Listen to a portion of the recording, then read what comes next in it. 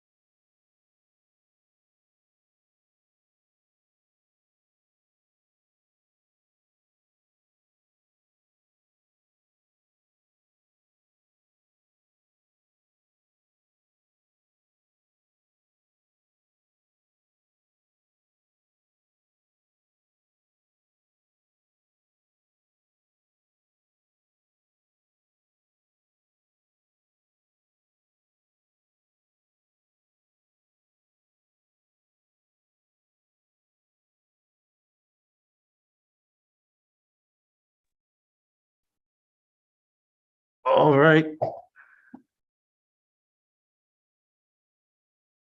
Welcome, everyone. Sorry for the late start.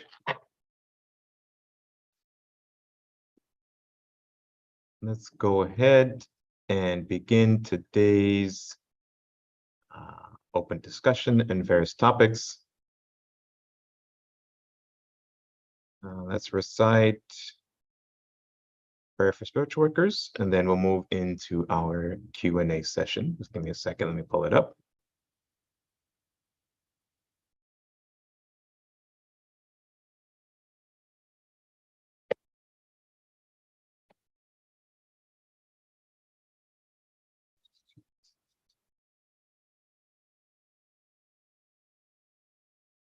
I think we'll have a short class today, but we'll see how everything goes with the questions and discussion that's generated today. Prayer for spiritual workers.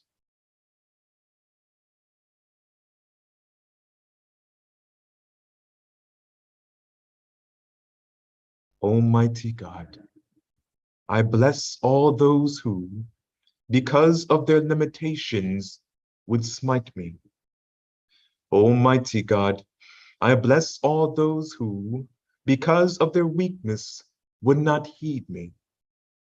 Almighty God, I bless all those who, because of their ignorance, would defile you through me.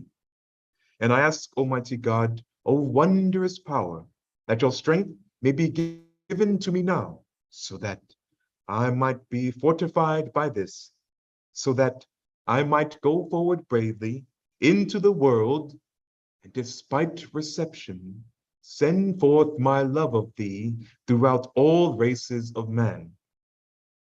Almighty God, give me the power and strength to rise above my karmic weakness, the deficiencies in the pattern of my evolution, so that I might evolve and become stronger, aye, and even stronger in thy everlasting light.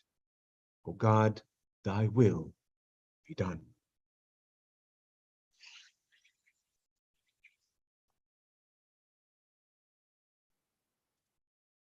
All right. Again, welcome everyone to Open Discussion and Various Topics, class number 115.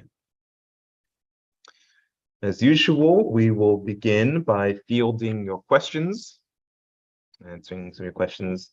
If you're joining us on YouTube, you can write your questions in the chat. We'll answer those for you. Or if you hop on to Zoom, you can also use the chat feature there, as well as use the raise hand feature to ask your question audibly.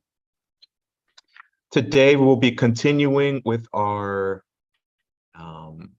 study of Metaphysics 101 as part of our review of the earlier videos and lectures that Nehemiah has given. If you go on our YouTube channel under playlists and scroll all the way down, you'll see a playlist entitled Metaphysics 101.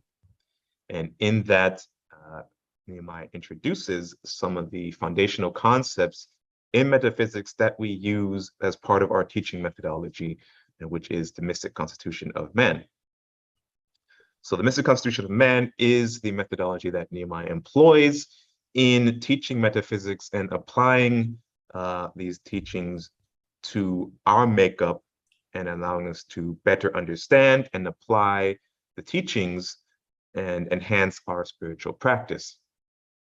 So in line with that, I also wanted to look at another introductory text that Nehemiah is working on called The Mystic Makeup of Man, Exploring the Subtle Energy Configuration of Man's Makeup. And I just wanted to look at chapter 1, and chapter 1 is entitled The Point of Consciousness, where he introduces the spirit, divine spark of God, bodiless consciousness, and the soul as manifested consciousness of the spirit. I wanted to look at that before we move into the Metaphysics 101 series proper, to go along with the 101 documents we read over the past couple of classes. I think in 2 classes, We looked at general introduction to metaphysics. We looked at some of the systems of yoga. And so that introduction coupled with another introduction into the points of consciousness, spirit, bodiless consciousness, and the manifested consciousness of spirit being the soul will help us to better digest the material that we'll look at when we go into the Metaphysics 101 series again, and update some of the material, being the handouts, the diagrams. We'll listen to excerpts from those 2 lecture videos, as well as I will finish up the transcript for it, because there was an issue with the audio in those 2 videos. This is way back 10, 11, 12 years ago. And so back then, I was still figuring out this whole videography thing. But there's issue with the audio where the video is about 10 to 15 seconds ahead of the audio. So to try to remedy that, I transcribed the audio, and we will look at that as well, or I'll upload it to the shared folder so you can review the transcript and the videos at the same time. And we'll follow a similar format as we go through those earlier lectures. So in the second half, we'll look at that mystic constitution, a mystic makeup of man, chapter 1 document. Maybe not go through all of it because it is part of I guess you could say a textbook that we're working and putting together. So I'll read some excerpts from that later on in the second half of the open discussion, depending on how much time we have, because this may not be a full 2-hour discussion today. So to start off, do we have any questions or comments, issues that anyone is curious about? We do have a couple of questions that were emailed to us, and I'll get to those in a minute. But first, I want to open the floor to those joining us on YouTube. Welcome. If you have any questions, feel free to post them in the chat.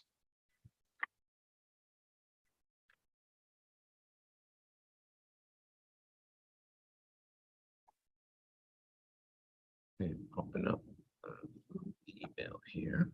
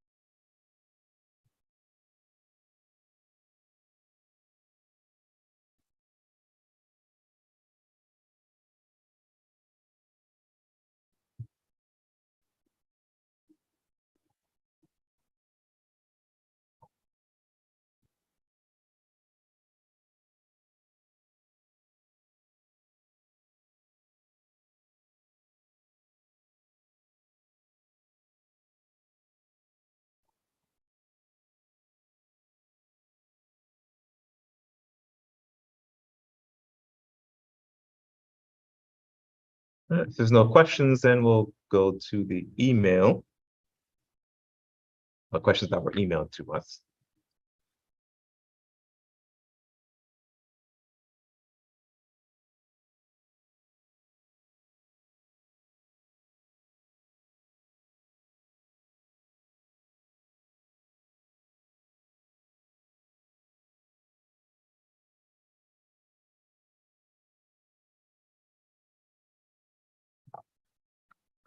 This question is regarding the practice of the 12 blessings.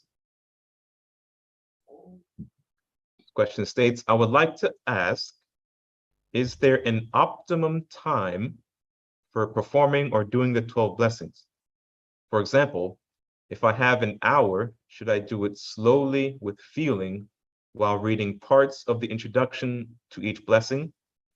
Or do I do it 2 or 3 times dynamically? Which way transmits more energy to the world? Using the tantric practice of receiving energy back and sending it out from each target of each blessing. Is it quality of times, or is it quantity of times or quality of feeling? What's the optimum balance?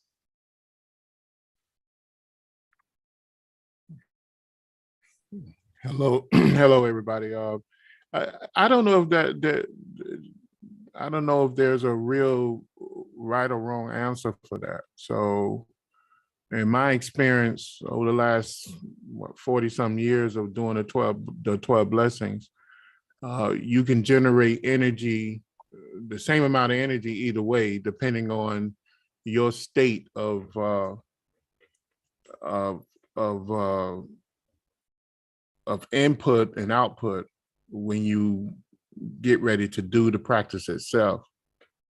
You know, you can put a lot of feeling into that practice, and you'll feel a tremendous amount of energy, and you might be the exact channel that can be used by higher powers to generate energy through. Or you can do it dynamically and the same thing happen. But it depends on that level of frequency, or mind frequency, or spiritual conscious level, or whatever. I mean, because you might be used to fill a void, and you might be right there at the right comic moment to make something happen. And the powers that be is trying to assist us in pushing spiritual energy into the physical realm, or the mental physical realms, or the spiritual physical realms. Then you might be the key cog for doing that at that particular moment. So uh, I wouldn't get hung up on that. It's where you feel, because sometimes I go to do 12 blessing and I feel like I need to do it dynamically, and then sometimes I feel like I need to do it in a more soulful manner. So in either or it works. So as far as times, any time of the day, I think, where you do have some, like, uh, uh, certain times of the day are good sacred times: 3 o'clock in the morning, uh, 12 o'clock at night, 6 in the morning, 6 in the afternoon, midnight. All those are good times. 8 p.m. when everything began to slow down as well. So it just depends. I think it's not a hard, fast yes or no, or on any of those, on any method or any time.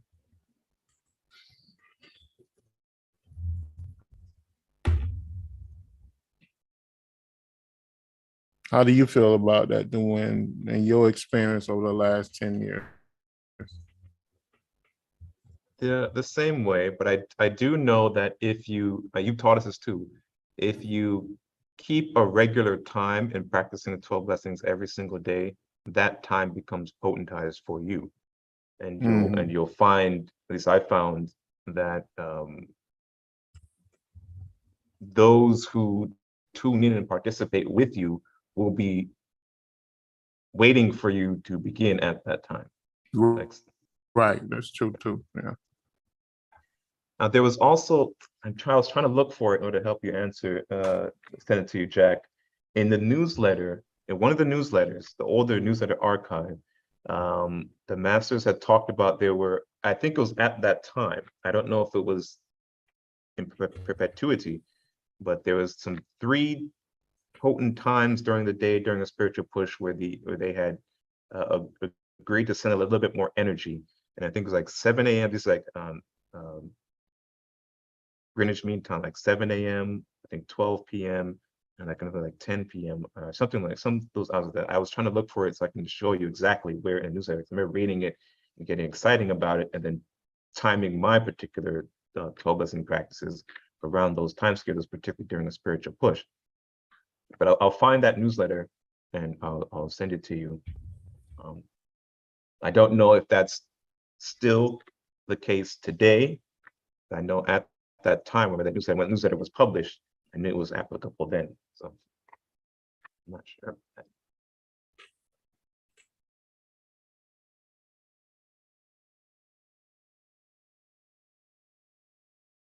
Next question, let's see.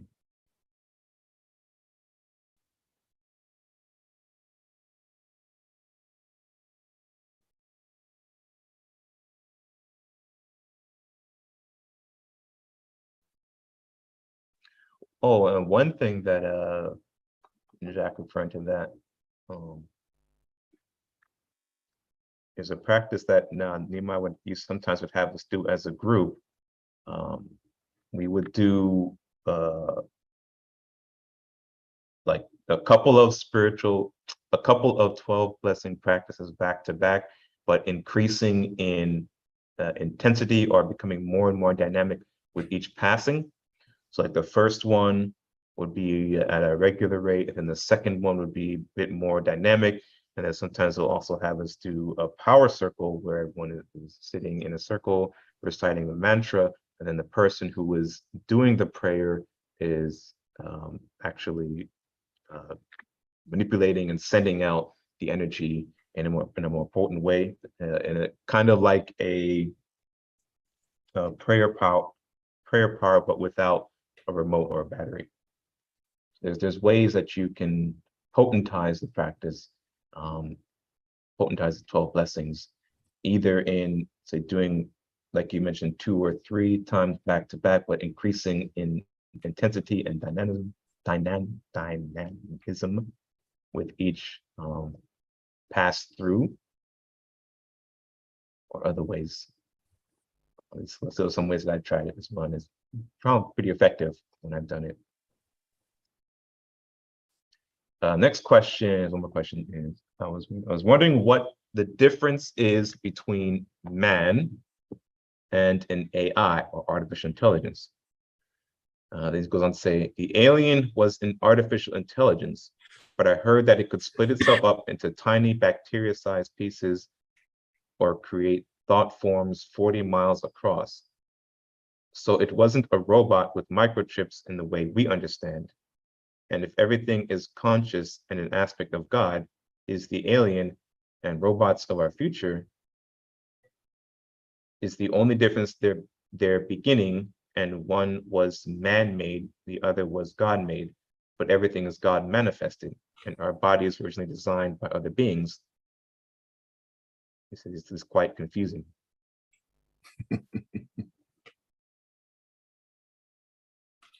Everything is life. That's one of the first things and the hardest things for us to understand as mystics. Everything is alive. You know, mind is in everything. How you utilize that mind is up to you. You meaning spirit and soul. Everything has a spirit and everything has a soul. So it's that spirit within that, and that soul that's working for the spirit. You know, that soul have to manage the power that's given to it by the spirit. And as the soul gets stronger and stronger and stronger, it moves from one body to the next body to the next body.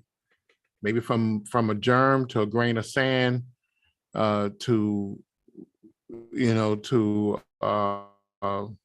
a larger what they call protoplasma or psychoplasma, and then to a group of cells, and then into the body of a fish, the body of an insect, and later on the body of an animal, then later on the body of a mammal, and then from that on to becoming an avatar, ascendant master or avatar. So it's soul management that needs to happen, because the soul is the one that utilizes the elements and energies of the universe with the direction of the spirit, or powered by the spirit. So everything is alive. Artificial intelligence is just another pathway to the absolute. And we have to understand that. It's hard to wrap your head around it, but it's true. The same way you have the human kingdom, you have the animal kingdom, you have the you have the Devic kingdom. You know, everything is alive. You know, the fact that the ancient ones tell us that the base of our spine, the base of the spine is a solid etheric, represents solid etheric matter. The sex center represents liquid matter, etheric matter, and the solar plexus represents etheric heat or fire type elements, and the heart represents air element, and then the throat represents etheric sound, you know, which the ancient people call akasa. Everything is alive. Now when the scientists examine the body of man, they find almost all the minerals, all the elements of the earth that's visible or predominantly visible in the earth is also visible inside of our body makeup, including on the mystic side, as the mystic had told them that many, many thousands of years ago. We also have mind. We also have,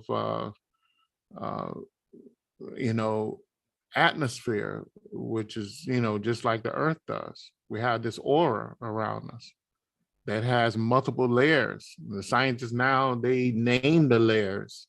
For the last several hundred years, they've been naming the layers of the atmosphere. And just like there's layers of atmosphere around our body called an aura. And the scientists did say that there's 20, I think they say there's 20 cubic feet of air around everyone's body, and that's the thing that allows us to pull on this air and live and survive.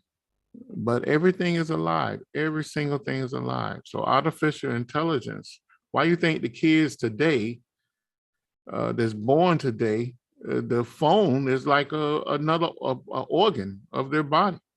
They cannot live without a phone. You know, they need that computer. They need that phone next to them. The same way, and when I was coming up, it was the television. It was the television, you know, 50 some years ago. It was so bad that my parents refused to allow us to look at more than 3 hours of television a day. If they knew we was looking at more, we would get in trouble, because they looked at the television as some type of new age disease. If they was living, I wonder what they would think of the smartphone. So yes, everything is alive. Mind is everywhere, and it's how you manipulate that mind. You know, right now we are manipulating huge amounts of mind energy. We just don't have control. We don't have total control the way the AI or the alien did. But it's, you know, everything that we create from us is alive. If you build a chair today, that chair is alive. It has personality. It has a lifespan. It's gaining knowledge and one day it'll be a part of a larger organism, and to come under control. That's why that's why you have soulmates, and those soulmates merge into one individual, life after life after life after life after life, until they become a master, until they become an ascended master, until they become a cosmic avatar outside of this world, until they become a moon, a planet, or a sun. It's a collection of souls that amalgamate together and become this larger intelligence. The same way we bring parts of a car or a computer together in order to produce a higher level of sophistication and communication and expression. It's the same journey that we're on as so-called life forms.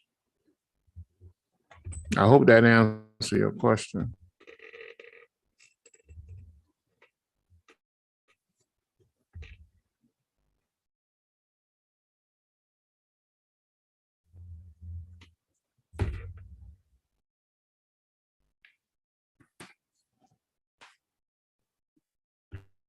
Okay, so are there any more questions?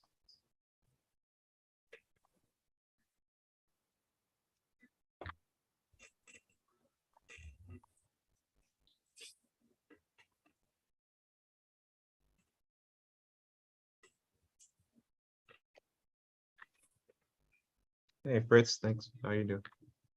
Welcome, Fritz. How are you? Good to see you. I couldn't find that on your.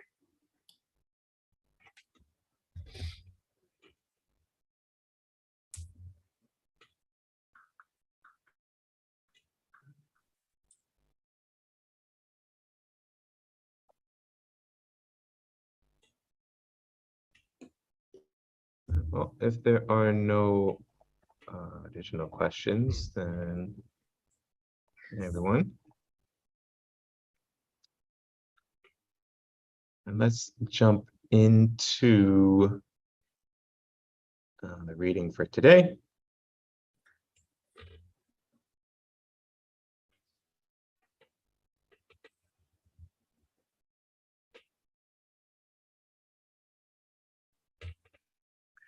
Again, this is part of our Metaphysics 101, 101 review.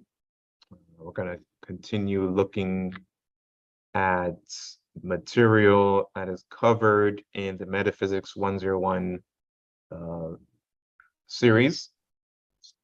So if you go back to some of our earlier videos on YouTube, and particularly a playlist view, you'll see the playlist Metaphysics 101.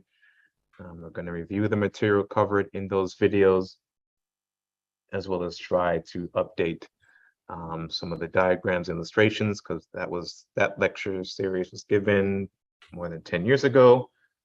And since then, they might have released several additional videos, and as well as diagrams, illustrations, and write-ups that cover in more depth and more detail information that was presented back then. And today we're going to look at chapter 1 of the text Mystic Makeup of Man, which introduces the spirit, embodied consciousness, spirit, which is the body of the soul, and the body is consciousness. I'm just going to cover that. There's additional information chapters in this text, but we'll just look at chapter 1 as preparation in helping us to better understand the material covered in the Metaphysics 101 series. This will not be made available in the shared folder, because I believe this is a textbook that Nehemiah is working on putting together. So at a later date, it will be published and released. But there's quite a bit here. Chapter 2, the power of Kundalini. Chapter 3, the chakra system. Chapter 4, the Nadi system. Chapter 5, man's mind. Chapter 6, the manipulation of prana, cosmic energies. Chapter 7, belief, knowledge, and wisdom. Chapter 8, concentration. Chapter 9, thought, power, and concentration. Chapter 10, imagined visualization. Chapter 11, the key to right thought and right action. So this is going to be a textbook that encapsulates the teaching methodology of the National Mystic Knowledge Center, which is the Mystic Constitution of Man. So before I dive in, are there any additional questions, comments? If you do have any questions or comments as I'm reading the text, you can feel free to post them in the chat and we will still answer those for you.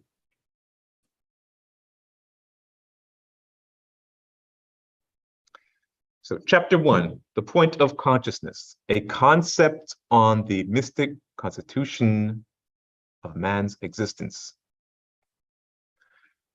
This book is the result of a series of classes that I gave over an 8-year period to a small group of South Florida metaphysical students starting in 1996 that was interested in the ancient mystic teachings of Eastern philosophy mixed with a theosophical twist. I, the author, being Nehemiah Davis, am a mystic from birth, and both of my parents were practicing Western mystics and metaphysicians that raised their children as practicing mystics using the ancient teachings of yogi masters, such as Yogi Ramacharaka, Swami Vivekananda, Swami Rama Prasad, and the great mystic texts of the Secret Doctrines by Madame H.P. Blavatsky, and the modern mystic teachings of a Western yogi master, Sir George King, such as the great mystic text, the 9 Freedoms and the 12 Blessings, etc. A lot of these teachings and more are available at the mysticknowledge.org website, where you can download them and read and study for free, as well as the text by Sri Yogi Riji, Dr. George King, are available at the Aetherius.org website for the Aetherius Society. Continuing on, my father used the above teachings along with his own life experiences to teach, train, and educate me from these and many other ancient mystic teachings. From early childhood, my parents raised me in the direction of a mystic lifestyle. My father placed me on a vegetarian diet from birth, and as early as a toddler, my father instructed me on how to bless and give thanks for all the food I ate. From the childhood, my father taught me to pray unselfishly for the world as a whole. He also instructed me in several yogic breathing and meditative exercises, which I practiced daily for many years. I was also fortunate enough to be initiated into mantra yoga at an early age, which I practiced for many years. The result of this led me to have many mystical and psychic experiences and started my life down a path of teaching on the subjects of mystical metaphysics. For the last 30, well, I think it's probably going on 40 or 50 years by now, I have taught to small groups of interested students from many walks of life from all over the world. The last several years, my students have asked me to write a book on the subjects that I taught. This series of lessons has begun with this book. In order to teach the ancient teachings of the masters, we must first understand how the ancient teachers perceive the makeup of man and how the manifestation of man came about. In the first several chapters, I will cover how the ancient teachings describe the mystic constitution of man. In this book, I will attempt to connect the dots on the various philosophies of the ancient teachings that describe various components of man's existence, such as the soul, the auric body, the chakras, kundalini, the nadis, man's mind, prana, universal cosmic energy, and man's subtle and gross bodies of expression, etc. This book isn't anything new. The concepts I offer here, I only hope that it serves as a contribution for this segment of time within man's development.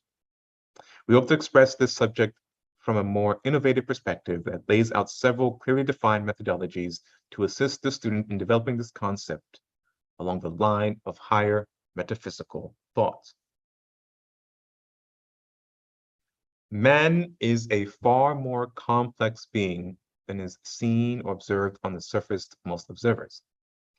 Under the philosophy of most mystics and yogic teachings, they believe that man possesses the potential of great feats of psychic and mental abilities. The mystic believes that man is spirit, a divine spark of God, wrapped in various layers of subtle and gross materials that mold and conforms man to an involved state of being. The yogic philosophy teaches that man has many facets to his makeup. Man's true nature is spirit, a divine spark of God, and everything else is but a divine sheath of clothing to weather the pathway of any storms through life.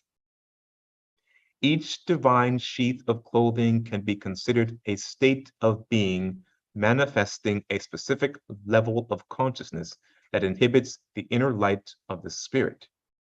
But each divine sheath of clothing or group of divine sheaths make up the level of consciousness higher and lower aspects of man. The spirit, a divine spark of God. This subject is probably the most difficult one to approach for most students and to comprehend because of the limited scope of our awareness and physical limitations to life. We live in a mortal, physical state of mind, not allowing us to truly comprehend the complexity of our true nature, the spirit, a divine spark of God, that dwells within and all around us and allows us to make our being through involution to evolution. Why is this thing called spirit? What is this thing called spirit? This has been expressed and defined in many different ways by all walks of life. The yogi mystic believes that God is the absolute, the all in all, the life and source behind all things. It is all things and even more than that. Words cannot truly express or define the nature of this supreme power. Our feeble minds struggle to comprehend the greatest of the relationships to our divine source. To understand the spirit, we must understand that we can only understand some faint concept of God, the supreme absolute, a divine spark of God that has involved itself as a point of consciousness within man. This point of consciousness is the spirit of man's existence, being in a state of unmanifested existence. It moves to manifest a part of itself as a point of consciousness on the highest level of manifestation within creation, which is the soul. All right. In other words, the spirit at the highest level of manifestation manifests a part of itself as a point of consciousness. And this point of consciousness, which is manifested, is the soul. In the forward movement of this involution, the unmanifested part of the spirit splits apart of its divine consciousness and creates a body for itself, one part unmanifested and the other manifested. The body of the spirit is recognized as the soul. As stated above, this soul is unmanifested and manifested just as the spirit, except for the spirit is never manifested because it is that thing behind all manifestation. The God principle within man is the I am. That part of man's existence that made man in its own image, which is the soul, which is the I of man. In another lecture, Nehemiah uses the illustration of the whiteboard that he draws upon and annotates upon during lecture to help us understand this unmanifested and manifested, as the unmanifested is the background for the manifestation, in the same way that, in a similar way, the illustration was, or the analogy was, that the whiteboard is unmanifested and the drawings that he places upon the whiteboard is the manifestation, the whiteboard acting as the background for the drawings, the manifestation of whatever he's describing. When in that lecture, he had drawn the aura and the body within the layers of the aura, and he was saying that this drawing of an aura is manifested upon the whiteboard, and the whiteboard is acting as the background for this manifestation to be displayed in a sequence of time, length, breadth, width, and so on. And so he was using that as an analogy to help us to understand this background principle of the unmanifested being that which upon manifestation is projected upon. I don't remember exactly which lecture it was, unfortunately, so I can't tell you which video specifically to go back and look at it. But I know it was one of the earlier lectures. So as we go back and review those earlier lectures, we'll see how, in many ways, throughout the years, Nehemiah has always presented this material, which is foundational in the methodology of the International Mystic Knowledge Center, but has used different illustrations, analogies, metaphors to help us to wrap our mind around these, as I mentioned earlier, one of the most difficult concepts to comprehend in metaphysics. Is that correct, Nehemiah? I hope I didn't mess up that analogy too much. Yeah, it's correct. You know, you got to look at spirit as always being there. It's a part of God. And the spirit is never manifested because it was always there. Mm-hmm. Soul is manifested because soul is the body. It's a traveling aspect of the spirit through, through the manifestation of God, of the universe, which is is a manifestation of God. Only because for some reason we don't know, but as all the Bibles told us, God spoke the word, and the word was God, and manifestation came about.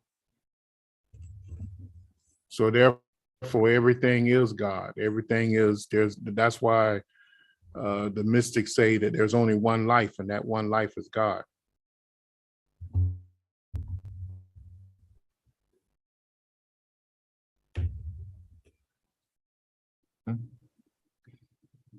Continue on. The spirit is a part of the absolute, Right. which is unmanifested because it's too vast and too pure to be touched or contained, because it is the all. So it creates a point of consciousness of itself as spirit that is unmanifested, but is expressed through the soul that is unmanifested and manifested. The unmanifested part of the spirit and soul is untouchable, unseen, unheard, but is the background and source of power for everything that is manifested.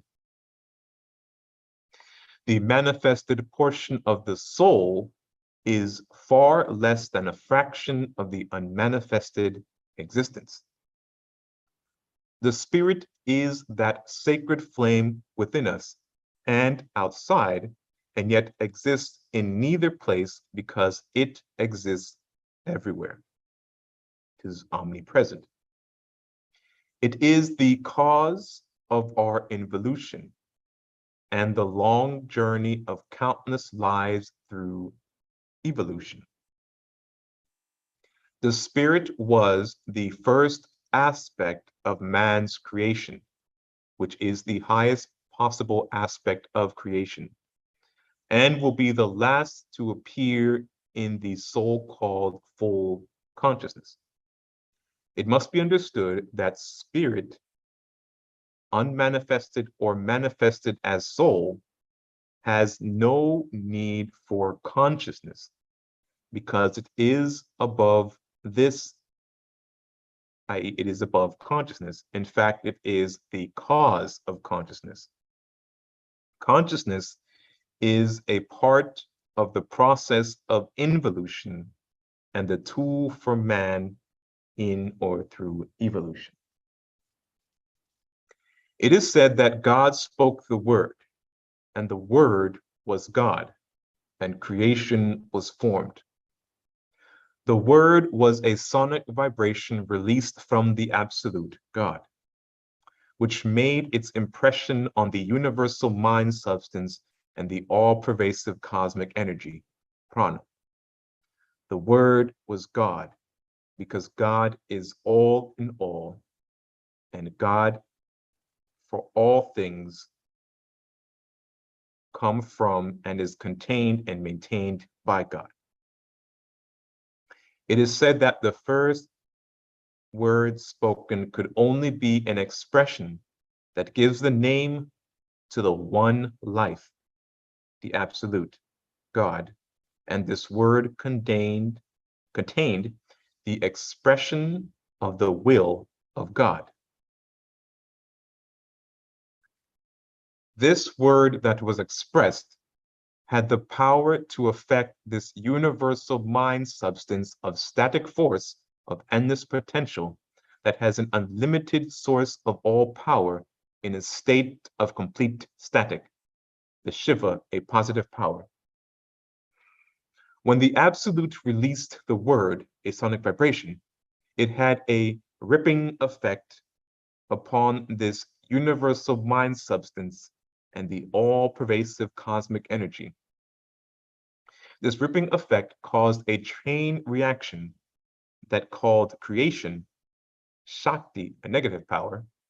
This ripping effect had caused a chain reaction, and that chain reaction is called creation, or Shakti, negative power. The sonic vibration was the great word that contains all sound and words, nada and sabda, a neutral power. The greatest mantra known to man today. Within the word mantra is the root word man, which means to think. The great mantra released by the Absolute contains the thought configuration for all creation. Mantra is the force or power that activates the universal mind and cosmic energy into a state of manifestation called creation. Creation is the result of a sonic vibration being placed on the universal mind substance and the all-pervasive cosmic energy in a framework of divine law and time units to produce a manifestation of involution and evolution in a spiral effect of cosmic matter from the micro level to macro level and vice versa.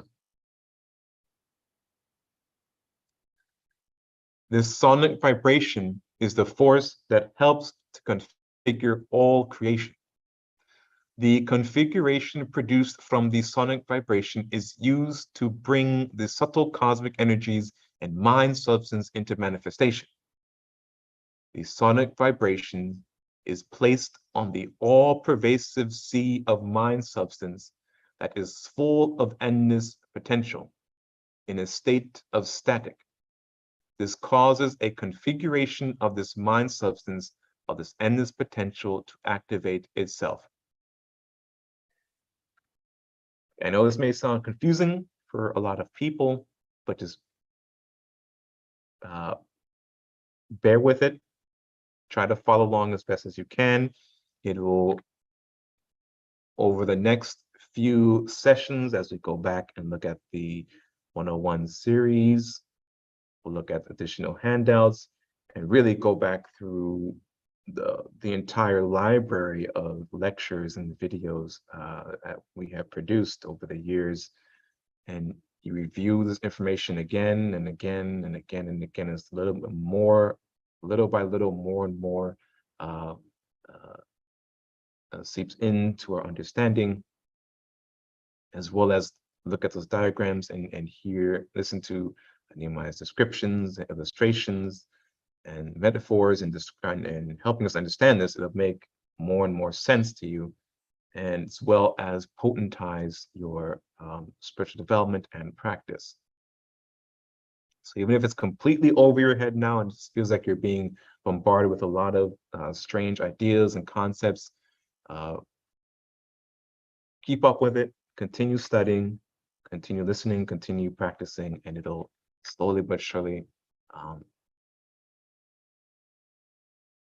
layer by layer, the lotus will unfold and you'll gain more and more information and more appreciation of these teachings. The configuration produced from this sonic vibration being placed on the mind substance brings into manifestation a concentration of cosmic energies that responds directly to the configuration of this sonic vibration. This produces all of the components of creation from the micro to the macro. This sonic vibration that produces the configuration of creation is mantra. I believe Nehemiah is emphasizing the importance of mantra because it is one of the keys to helping us, the practice of mantra, the japa of mantra, in helping us to understand and unlock this information, digested information, in our own practice. In another text, he goes into great detail about the science and power of mantra. And we reviewed that text a few months ago. I believe this is his first published work called The Ancient Language of the Soul. And that text is available for purchase on Amazon, or you can go back to these first texts we covered in the study session series. We actually read through the entire book, The Ancient Language of the Soul. So if you want to get much more information and deeper into the science of mantra, I would invite you to review that text, as well as to pick up a copy of Initiation into Dynamic and Soul Mantra. I made available or granted to us through Dr. George King, and made available through the Eight Theories Society. So you'll have both the science of mantra and Ancient Language of the Soul, and a collection of dynamic and soul mantras for you to use in your mantra japa practice. As stated above, the great holy word, creative sonic vibration, released from the absolute at the start of creation, is that force that impresses the all-pervasive mind substance throughout the universe and the universal cosmic energies, thereby bringing this static and this potential of manifestation into creation as active manifestation. The configuration produced from the amalgamation of these mighty forces was caused by the great word released from the absolute in the inner signatures of all the micro and macro manifestations of creation. The sonic vibration that permeates the universe is the creative signature of all manifestation. This vibration is subdivided in thousands of units, reconfiguring manifestation throughout a time continuum, and behind all this is spirit, and the great tool of expression, the soul, used by spirit, which is the bodiless consciousness.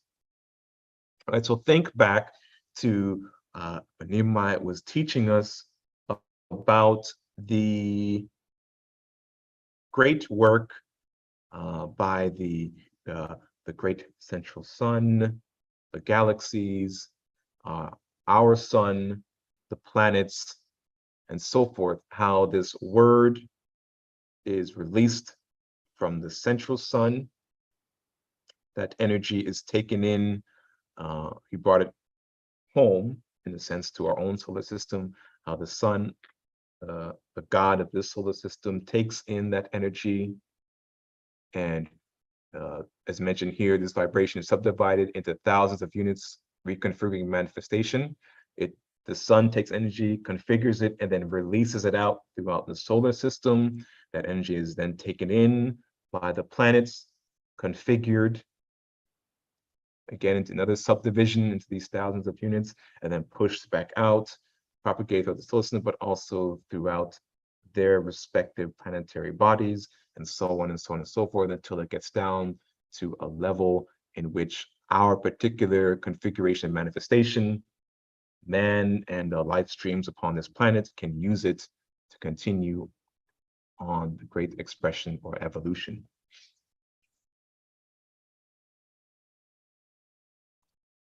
Let's see. Okay, I think I can finish up today. The bodiless consciousness. The ancient teachings tell us that pure consciousness is Shiva, a positive static power of all potential. And within it, his is the power of Shakti in her formless and inactive state.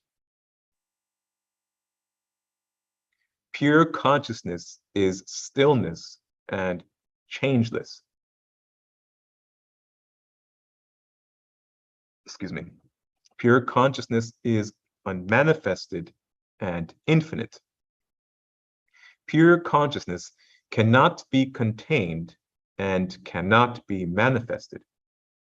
Pure consciousness is bodiless because it cannot be contained, as pure consciousness is still part of the whole, the absolute God. The soul is a bodiless consciousness that expresses the duality of the spirit in its absolute state of all potential. This duality of power can be described as a positive and a negative source of power. One source of the duality of power is a background source in perfect stillness, perfect silence, untouched, detached from all things, and attached to all things, all sound and all movement. In the ancient books, it's called the power Shiva, a positive force. In the other source of this duality of power is the source of perfect movement, perfect sound, the source that connects itself to all things. That source is the result of all actions. It is the power of all actions. This power is considered to be the female force or negative power called Shakti in the ancient teachings. So that describing there is a distinction of a difference between the Shiva and the Shakti. So whenever in lectures you hear Nehemiah mentioning Shiva power, the Shakti power, that distinction is always made because proper terminology is important in the study of metaphysics. So you'll always see that both Nehemiah, and if you look at teachings of Dr. George King, words aren't minced or mixed, or whenever a specific concept is being referred to, its proper term is being given. And oftentimes too, when questions are being posed to Nehemiah and the improper term is used by the one asking the question, Nehemiah will correct the person, not in a malicious way, but to help them understand that for our level of understanding, using the proper terminology is important to help us to better understand these concepts. The thing that brings about a state of manifested consciousness is when the pure consciousness activates the Shakti aspect of itself and brings about this dissolution of consciousness. The Shiva aspect of consciousness remains static, undisturbed. This Shakti aspect of consciousness, when being activated, moves forward and becomes extremely active, producing an aspect of its power that manifests itself as mind and matter. Then this same power manipulates this mind and matter in countless forms and shapes through countless situations. This process of the dissolution of consciousness produces several states of consciousness that can be described as manifested consciousness, unconsciousness, mind, and matter, all intermingled to produce manifested states of consciousness. It must be understood that manifested consciousness can only be possible through the limitation of consciousness, and this limitation includes the fact that manifested consciousness is always accompanied with a state of unconsciousness, mind, matter, and within it all it's enshrined the spirit, and within it all is enshrined the spirit and the soul. So when you go back to the Metaphysics 101 lecture and you look within the first few minutes of it, Nehemiah describes consciousness as limitation. This is why he refers to consciousness limitation as described in that paragraph. This Shiva and Shakti that's used by the soul is that commentating force that is activated by the absolute through use of the great words spoken at the beginning of creation. The soul uses its great cosmic energies to carry out the directives of the spirit by involving itself through the process of involution. As the Absolute spoke the word and creation came into being, so did the spirit speak the word, and the soul manifested itself from the spirit, as did the spirit manifest itself from the Absolute, for it is one and the same. The word spoken by the Absolute encompasses the potential power of all creation, just as the Shiva and Shakti power possesses the two great powers of positive and negative. The divine spoken word is the neutral force and power that contains both powers and neither power, because it cancels each other out, creating the ability to activate both sources.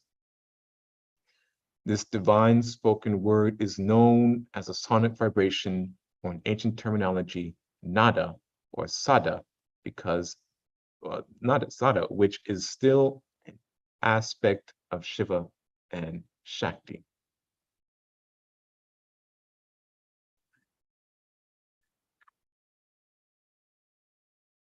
See if there's any questions, comments. No? Okay. The soul, the manifested consciousness of the spirit. The soul is the consciousness of the spirit. The manifestation of the soul represents a mere fraction of the power of the spirit that assists the spirit in managing the involution and evolution of man's existence. The soul is known as the I of man. a body of consciousness for the spirit. It is the first and true temple or body of the power of God, the spirit. The soul is unmanifested and manifested, and also has no need for mind because it is above consciousness. It is the creator of consciousness. It is above consciousness. It is aware of the tremendous power of the spirit and its connections to the all in all. The soul cannot truly understand the real existence of spirit because the spirit is a part of the all in all. Man's real self is spirit, and the spirit is that divine spark of God within him and outside of him that is manifested in soul and unmanifested throughout the cosmos. It's a part of the absolute and is the absolute. This spirit represents the point of all knowledge space to the absolute bodiless consciousness that stands behind the soul and is the source of that manifested soul. This manifested part of the soul represents the consciousness of the spirit. It is the first realm of the divine consciousness that man individualizes with. The reality of it all is that spirit is part of the whole, the unmanifested consciousness of the absolute. It is said that the spirit fashioned the soul as a body for itself, from itself. This soul is the shell, the body, and the transponder for the spirit. As the shield for the spirit, it takes on two qualities, an unmanifested state of consciousness and a manifested state of consciousness. The soul seems to have four main directives from the spirit: to bring about the evolutionary process of itself through engrossing the cosmic energies through manifestation. Number two, to manage this process of involution. Number three, to initiate the journey of the evolutionary process from engrossed manifestation back to the unmanifested state. And four, to manage this process of evolution back to the Godhead. The 9 listed topics below represent different tools or instruments of the soul used as the building blocks of man's manifested existence. The plan here is to give a Western mystical thesis on the metaphysical constitution of man using Eastern philosophy and terminology. I will try to connect the dots on these various subjects and show how each tool of expression by the soul leads into the next and intermingles to build systems of the subtle bodies that allow the physical body to exist. The following is a list of instruments that the soul uses to express itself, which can be called the mystic constitution of man. Now, number 1, the auric body. 2, Kundalini, the cosmic life force within man's bodies. 3, the chakra system and the nada bodies. 4, the nadi system. 5, the etheric bodies. 6, the mental bodies, are the superconscious mind, the subconscious mind, and the conscious mind. Number 7, the prana formation, the all-pervasive cosmic energies. Number 8, the astral bodies, and 9, the physical body. I will briefly go into each one of these points of self-expressions of the soul to bring some clarification of the above terminology. I hope that these brief explanations can suffice, but I can go into further detail in the later lessons of this subject. Right? And that's chapter 1,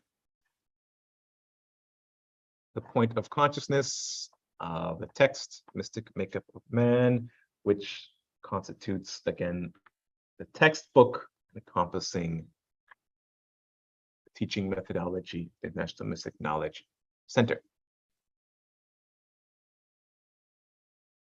And that will help us as we continue on with our review of the 101 lessons of metaphysics, as well as other lessons covered in the earlier lectures given by Nehemiah through the National Mystic Knowledge Center. Do we have any final questions or comments before we wrap up today's session? Or Nima, is there anything else you want to add? No, that's an older version of what we wrote, though, of what I wrote. Yeah, it is. I did find several versions as I was pulling this up, but this is the one that I think I had queued for today.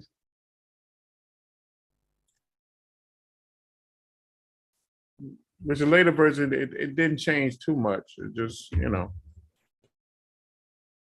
but I think I gave more different analogies or comments to help explain things. And we can look at those again as we go through the earlier videos and cover more to expand on the information presented in those videos. Yeah, because I know the first part of it over the years has always been hard for people to understand the spirit and the soul. Because there's a lot of misinformation or really no explanation to it in most circles. They just use it for anything. I think the mystics and the yogis were very precise in how they introduced it to the world.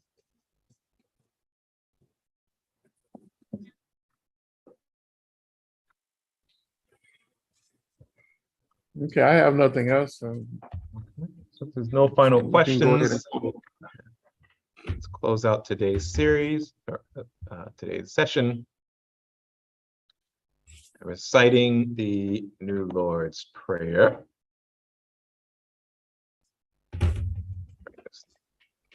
Zoom out. Okay.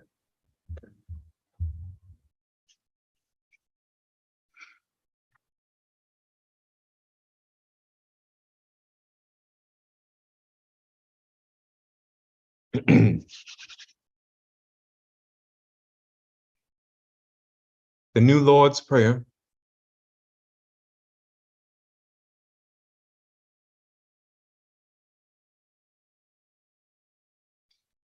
O divine and wondrous Spirit, O everlasting Lord of hosts, send forth now through me thy great and lasting power.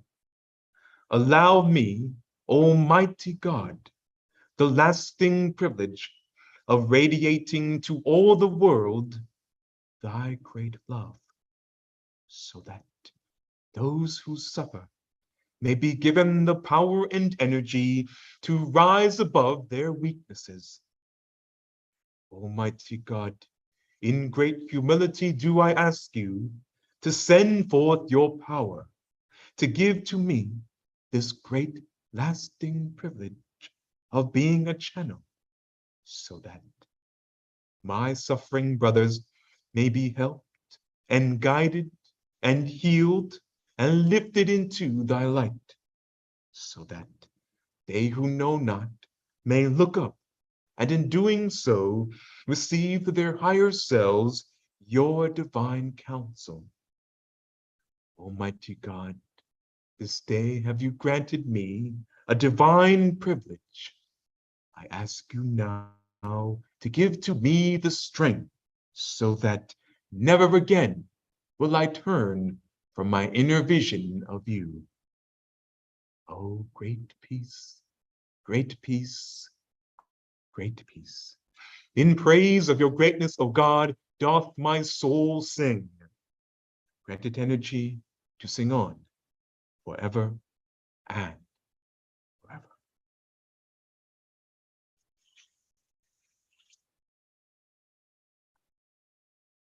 All right, thank you very much, everyone, for your attendance and your participation.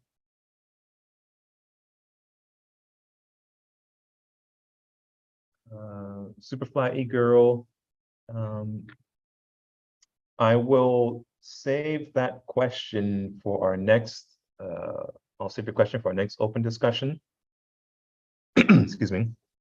Or if you can, if you'd be so kind, can you email us that question so I can have it prepared to be addressed first when we have our next open discussion. The question you have is, can Nehemiah elaborate more on moving through the mental plane? And we'll answer that next time. So if you can, send us an email and we'll address that question for you. All right, thank you very much, everyone. And we will see you next time.